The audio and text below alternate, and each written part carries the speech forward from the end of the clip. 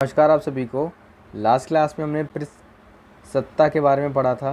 लगभग 25 मिनट की वीडियो है वो, उसे आप देख लेना, बहुत ही ईजी है। ठीक है।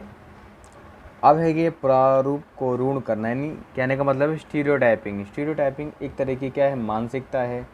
ठीक है। जैसे लड़का हो चाहे लड़की हो, उनके लिए पहले से ही एरिया डिसाइड कर दिए जाते हैं कि लड़का है तो उससे उम्मीद की जाती है वो बाहर जाएगा, काम करेगा, मतलब कि पहले से एरिया डिसाइड कर दिए। उसी तरीके से गर्ल्स हैं, उनके लिए सोच लिया जाता है कि भाई घर में रहेंगे, शादी कर देंगे, फिर बच्चे का ध्यान रखेंगी, ये सारी चीज़ें। ठीक है। घर बार का ध्यान वगैरह ये सारी चीज़ें करेंगी, तो ये सारी चीज़ें उनसे उम्मीद की जाती है। बदलाव होता है, समय के साथ साथ इसके अंदर बदलाव होता है, लेकिन बहुत ही धीरे धीरे। इसमें ज़्यादा परिवर्तन को ये लोग एक्सेप्ट नहीं करते, यानी कि पहले से ही एरिया बन चुकी है, एक मानसिकता बन चुकी है, उसी को लेके घूमते रहते हैं। तो ये स्टीरियोटाइपिंग है। तो इसको आप पूरा पढ़ना, आपको यही सारी चीज़ें मिलेंगी। चलो, नारीवाद, इसके बारे में आप पहले से जानते हो, हम इसको पढ़ते हैं क्योंकि नारीवाद हमें पढ़ना है और सशक्तिकरण पढ़ना है, फिर हमारा ये चैप्टर ख़त्म हो जाएगा। ठीक है। चलिए हम नारीवाद से अपना स्टार्ट करते हैं। नारीवाद आप सबको पता है, फेमिनिस्ट। नारीवाद एक आंदोलन है। ठीक है, एक मूवमेंट है ये महिलाओं की हीन परिस्थिति पर सवाल खड़े करता है, यानी कि महिलाओं की जो खराब स्थिति पुराने समय से चलती आ रही है उस पर सवाल खड़े करता है कि महिलाओं की स्थिति ऐसी दयनीय यानी कि खराब क्यों है, उसके ऊपर काम करता है। यह आंदोलन की मांग करता है कि पुरुष और महिलाओं की परिस्थिति एक समान हो। ठीक है। नारीवाद कभी समर्थन इस बात का नहीं करता कि महिलाएं जो हैं सर्वप्रथम उनको बना दिया जाए। नारीवाद केवल इक्वलिटी की मांग करते, चाहे पुरुष हो चाहे महिला हो, दोनों का दर्जा इक्वल होना चाहिए। जैसे एक पुरुष बाहर जाके काम करता है और उसे एक अच्छा वातावरण मिलता है, तो उसी तरीके से महिला भी बाहर जाके काम कर सकती है और उसे इन्वायरमेंट भी क्या है, अच्छा मिलना चाहिए। ये सारी बातें इसके अंदर कही जाती हैं। ठीक है। चलिए, ओके। ये एक विचारधारा भी है जो महिलाओं को शक्तिकृत करने की दिशा में कार्य करता है, यानी महिलाओं को सक्षम बनाने के लिए ही काम करता है। ठीक है। और इसके बारे में ज़्यादा पढ़ने के लिए जिन लोगों के पास पॉलिटिकल साइंस ऑनर्स है, जो इग्नू से कर रहे हैं, उनके पास एक सब्जेक्ट होगा BPSC 101, उसमें नारीवाद की यूनिट जो स्टार्ट होती है तो उसमें देख लेना। चलिए, यह एक सामूहिक चेतना है। नारीवाद क्या है, एक सामूहिक चेतना, यानी सभी लोगों को जागरूक करना है। और एक बात का हमेशा ध्यान रखना कि इसके अंदर ज़रूरी नहीं कि महिलाएं ही होती हैं, पुरुष भी इसके अंदर शामिल होते हैं जो महिलाओं के लिए इक्वलिटी की बात करते हैं। और उसी तरीके से आज के समय में ऐसी बहुत सी महिलाएं हैं जो पुरुष के लिए भी न्याय की बात करती हैं, यानी कि जैसे ये महिला आयोग है उसी तरीके से वर्तमान में पुरुष आयोग की मांग की जाती है। यूट्यूब पे आप लोग सर्च कर सकते हो, कुछ भी आपको दिख जाएंगे ऐसी लोग।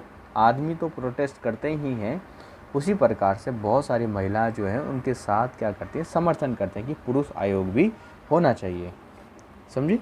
चलिए, कोई भी व्यक्ति या समूह जेंडर समानता और जेंडर न्याय संगत यानी कि इक्विटी यानी कि इक्वलिटी के लिए इसमें प्रयास कर सकते हैं। कोई भी किसी भी, चाहे लड़का हो चाहे लड़की, यानी आदमी हो चाहे महिला, वो सब आ सकते हैं। महिलाओं के विरुद्ध होने वाले दमन, अन्याय, शोषण को हिंसा के खिलाफ लड़ सकता है। ठीक है।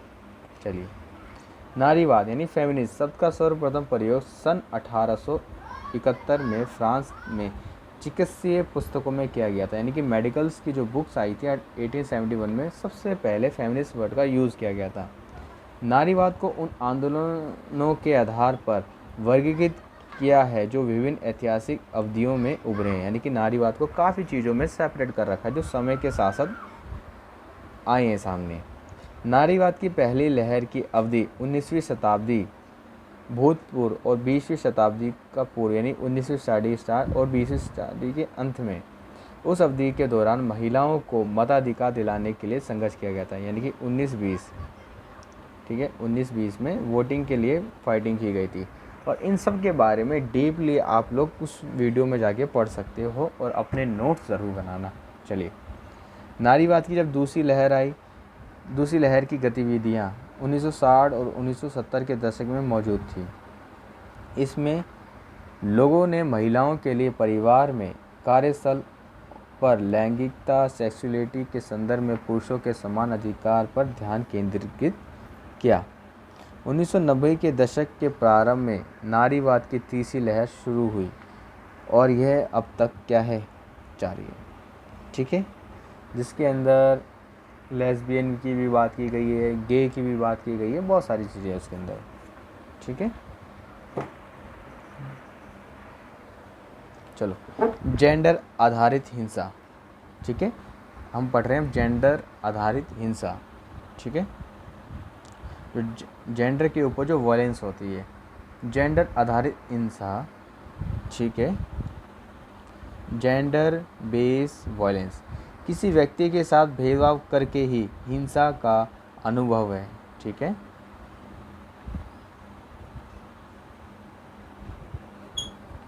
ये भेदभाव उस व्यक्ति के लिंग, प्रजाति, वर्ग, धर्म, लैंगिकता यानी सेक्स फ्लूइडिटी, योग्यता, स्थिति परक कारकों के आधार पर किया जाता है, यानी कि वो कैसा है, यानी कि जेंडर पे, महिला है, क्या है, कि जाति से, धर्म से, ये सारी चीज़ें। 1970 के दशक के बैटर्ड वीमेन आंदोलन ने जेंडर आधारित हिंसा की संकल्पना के आधार में 1970 के दशक में बैटर्ड वीमेन आंदोलन ने जेंडर आधारित हिंसा की संकल्पना के उभार में बहुत योगदान दिया था। यानी कि एक प्रोटेस्ट था जिसके अंदर 1970 में बैटर्ड वीमेन ने क्या करा, बहुत ही ज़्यादा अपने योगदान दिए। ये आंदोलन नारीवाद की दूसरी लहर का एक हिस्सा है। ठीक है, तो तीसरी लहर तो 1990 में आई थी, ये सेकंड लहर में था। जेंडर आधारित हिंसा से जुड़े मुद्दों को संबोधित करने में महिलाओं और नारीवादी के लिए संयुक्त राष्ट्र दशक मददगार रहा, यानी कि यूएनओ की संस्था, यूनाइटेड नेशन ऑर्गेनाइजेशन। ठीक है, 4 अंतर्राष्ट्रीय महिला सम्मेलनों ने निजी और सार्वजनिक क्षेत्रों में हिंसा की पहचान की तथा नीति के संदर्भ में एक व्यापक दृष्टिकोण क्या है, प्रदान किया। यानी कि इन्होंने एक रिपोर्ट प्रस्तुत की गई जो ये बताती है कि महिलाओं यानी कि जेंडर के प्रति किस तरीके से हिंसा होती है। ठीक है, एग्जाम्पल के लिए आप यूँ समझ सकते हो कि जैसे कि एक ऐसा डिपार्टमेंट है जैसे कि प्रशासनिक विभाग है। ठीक है, जो मान लो फील्ड का काम है, जहाँ पे एक पुरुष है जो बार बार बाहर जाएगा, काम करेगा, सबकी चेकिंग करेगा कि सब कुछ काम सही से चल रहा है, नहीं चल रहा, डांटेगा भी, ये सारी चीज़ें। और महिला को क्या करती है, ऑफिस में बिठा दे कि सब तुम लेखा जोखा काम करो। ठीक है, भले दोनों एक ही पोस्टिंग पे थे, लेकिन क्या कर दिया जाता है कि भाई तुम काम यहीं पे ऑफिस में रहो, तुम सिर्फ कागजी काम करो, बाकी हम फील्ड पे रह के काम करेंगे। ठीक है, और सैलरी की बात मान लो जैसे कि उन दोनों की 50-50 हज़ार है, लेकिन लड़की है तो उसको 35-30 में खुश कर दिया और लड़के को 50 दे दी। तो ये भी कुछ इस प्रकार की हिंसा हो सकती है। ठीक है, चलो, और कुछ आप ऐसे भी समझ सकते हो, जैसे लड़के लड़के बैठे हैं तो उनका कुछ बिहेवियर, अब वहीं पे कोई लड़की आ जाए तो कुछ अलग तरीके का मिसबिहेव करना, और उसी तरीके से मान लो बहुत सारी लड़कियां बैठी हैं किसी स्टाफ में और वहीं पे किसी आदमी की नौकरी रखी है तो उसके साथ भी मिसबिहेव करना, तो इस प्रकार का भी जेंडर आधारित हिंसा हो जाती है, जो कि नहीं करना चाहिए। चलो, आई होप, मैं उम्मीद करता हूँ कि आप मेरी बात को समझ पा रहे होंगे मैं क्या कह रहा हूँ। ओके,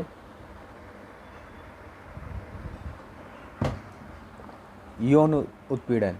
ठीक है, यौन उत्पीड़न ये एग्ज़ाम में आ जाता है क्वेश्चन कभी कभी, बहुत ही सेंसिटिव टॉपिक हैं जो एग्ज़ाम में आते हैं, इसलिए आपको अपने दिमाग को सकारात्मक रखना है, नहीं तो फेल हो जाओगे।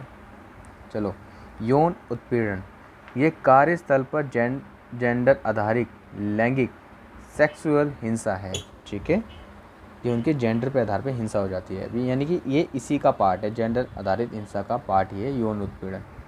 अवांछनीय लैंगिक हरकतों के जरिए दूसरों को धमकाना, कार्यस्थल पर प्रतिकूल वातावरण पैदा करना यौन उत्पीड़न कहलाता है। ठीक है, मतलब कि जैसे बहुत ही अलग तरीका का वर्तमान क्या करना, क्रिएट कर देना। जैसे कोई लड़का है तो उसके लिए कुछ अलग तरीके का इन्वायरमेंट क्रिएट कर देना जिसकी वजह से वो लड़का जो है ठीक से काम नहीं कर पा रहा। उसी तरीके से कोई लड़की है किसी ऑफिस में स्टाफ में काम कर रही है तो जो अन्य पुरुष हैं वो कुछ इस प्रकार की हरकतें कर रहे हैं जिसकी वजह से जो लड़की है वो अपने आप को इनसिक्योर फील करने लग गई है। तो ये सारी चीज़ें हैं जो यौन उत्पीड़न का पार्ट है।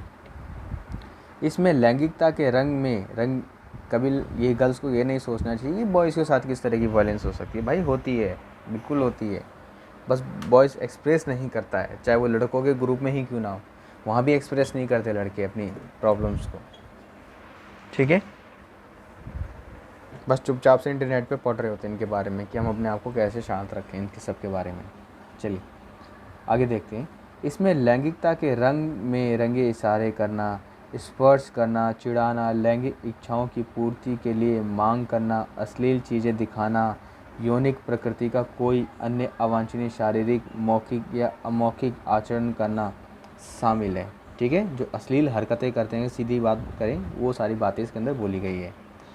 यौन उत्पीड़न पीड़ित लोगों को बहुत बुरी तरह प्रभावित करता है। सच में सीधा मेंटली टॉर्चर होता है ये एक तरह का, तो हमें करना नहीं चाहिए किसी के साथ भी। ठीक है, ओके। चलो यहाँ पे एक रिपोर्ट है सिंगापुर अवेयर 2008 में बोला गया है। इस रिपोर्ट में 500 उत्तरदाताओं में मध्य के अध्ययन किया गया और पाया कि आधे से अधिक लोगों ने कार्यस्थल पर यौन उत्पीड़न का दंश झेल रखा है। यानी कि बहुत सारे लोगों ने क्या कहा है कि जब वो कार्यस्थल पे जाते हैं तो उनके साथ क्या होता है, उत्पीड़न होता है। ये कैसा भी उत्पीड़न हो सकता है, कोई हाई पोस्ट पे है तो नीचे वाले लोगों से गंदी तरीके से बात कर सकता है। इस पार्ट में देखो क्या बोला है, इस बुक में लगभग 16 यूनिट हैं, 16 चैप्टर एक तरह से, जिसके ऊपर यौन उत्पीड़न के मुद्दे पर विस्तार से बात की गई है। जैसे जब कोई बंदा स्ट्रीट हैरेसमेंट करता है तो उसके खिलाफ, कोई ऑफिस में भी कोई मान लो छेड़छाड़ करता है, तो इसमें एक क्वेश्चन है जिसमें कानून की एक धारा भी शामिल होती है। वो क्वेश्चन 110% एग्ज़ाम में आता भी है, इस बार भी आया था। जब मैं उसको पढ़ाऊँगा तो आपको बता दूँगा।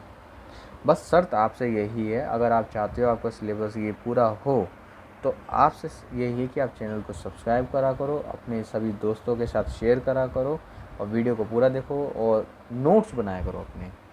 ठीक है, और आपको वीडियोस अच्छी लगती है तो अपना रिस्पॉन्स कमेंट में दिया करो। ठीक है, ओके। क्योंकि आज के समय में कीमत है एक चीज़ की, वो है बहुत ज़्यादा, वो है समय की। कोई व्यक्ति अपना समय दे रहा है, ठीक है, तो आप लोगों को भी रिस्पेक्ट करनी चाहिए, क्योंकि आपकी एक कहीं ना कहीं से तो हेल्प हो रही है। चलो ठीक है, चलिए। अगर आपको वीडियोस अच्छी नहीं लगती तो आप चैनल्स पे मत आओ, मत देखो, क्योंकि आपका भी समय कीमती है, आप भी अपना समय खराब मत करो। चलिए अब हम पढ़ते हैं सशक्तिकरण, एम्पावरमेंट जैसे हम बोलते हैं। ठीक है, जब देखो सशक्तिकरण की बात ही चलती है, देखो सशक्तिकरण का ठीक से मतलब समझो कि सशक्तिकरण क्या होता है। यहाँ पे लिखा है साइड में, enhance the capacity of decision making, यानी कि निर्णय लेने की क्षमता में वृद्धि करना। ठीक है, निर्णय लेने की क्षमता में क्या करना है, वृद्धि करना। ये होता है एम्पावरमेंट, सशक्तिकरण, जिसके अंदर आता है सोशल, इकोनॉमिक और पॉलिटिकल।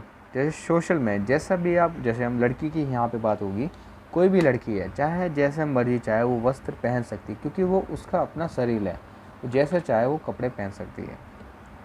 ठीक है, ओके, समझ आए इस बात को, मतलब कि वो अपने जो मर्जी कपड़े पहनना चाहे समाज में वो पहन सकती है। इसमें उसके वो क्या है, स्वतंत्र है। ठीक है, ओके, उसका मन है तो पर्दा कर सकती है, मन नहीं है तो पर्दा ना करे। जैसे पर्दा बोलते हैं, प्रथा, इसको प्रथा। ठीक है, कहते हैं कि प्रथा कब ख़त्म होगी, जब पर्दा करना बंद कर दोगे तो ख़त्म हो जाएगी। तो पहला है ये कि आपको आज़ादी होनी चाहिए कि आप जो मर्जी वस्त्र चाहें पहन सकते हैं। ठीक है, अब आता है इकोनॉमिकल, कि आप जो मर्जी व्यवसाय करना चाहें कर सकते हैं, और उससे जो अर्निंग होगी वो आप अपना जैसे मर्जी चाहें खर्च कर सकते हैं। आपने बहुत सारे आज के समय में देखा होगा, इंडिया की अगर हम चलो इस यहाँ पे देखते हैं, ये तो हो गया, बहुत सारे ऐसे लोग हैं जो जॉब करते हैं। ठीक है, इवन टीचर्स भी अगर पढ़ाते हैं, वो कुछ भी करते हैं, अगर वो 50-60 हज़ार रुपये कैसे भी कमा रहे होते हैं, चाहे वो, ठीक है, स्कूलों में, लेकिन जब उनकी पर्सनल लाइफ की बात होती है तो वो भी अपने निर्णय स्वतंत्र रूप से नहीं ले पाते हैं। ठीक है। अब आता है पॉलिटिकल। पूरे विश्व में अगर हम एग्जांपल की बात करें, जैसे हमारे पंचायत के चुनाव होते हैं तो उसमें जो ग्राम प्रधान होती है उसमें सबसे ज़्यादा महिलाओं की संख्या है, सबसे ज़्यादा। अब इंटरनेट पे सर्च कर लेना, सबसे ज़्यादा ग्राम महिलाएं हैं, ठीक है।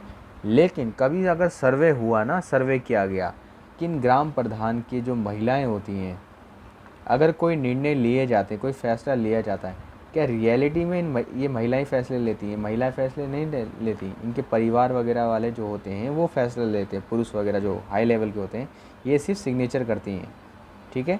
और कल को कभी रेड पड़ गई, कभी चेकिंग हुई तो फंसेगा परिवार नहीं, फंसेगी ये महिला। तो ये सारी चीज़ें, ठीक है। अगर आप इन तीनों चीज़ों में स्वतंत्र हो, यानी कि आप किसी भी राजनीति पोस्ट पे आ चुके हो और अपने फैसले स्वयं ले रहे हो, तो अच्छी बात है। आप कुछ कमा रहे हो और उस कमाने का आप किस तरीके से खर्चा कर रहे हो, मतलब कि आप स्वतंत्र हो हर व्यवसाय करने में।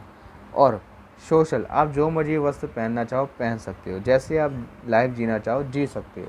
अगर आप इन तीनों सेक्टर में पूरी तरीके से स्वतंत्र हो और इक्वलिटी को और अपने आप को इंश्योर एक्सेप्ट करते हो, यानी कि आप स्वतंत्र हो, आपको किसी प्रकार सुरक्षित महसूस करते हो इन तीनों सेक्टर में, तो आप सशक्तिकरण हो, नहीं तो नहीं।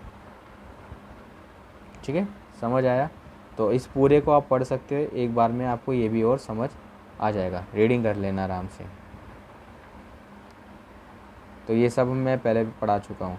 तो आज की क्लास में हमारी फर्स्ट यूनिट क्या होती है, ख़त्म होती है। अगली क्लास में हमारा होगा जेंडर और लैंगिकता, सेक्स इक्वलिटी, ठीक है। तो चैनल को सब्सक्राइब जरूर करें।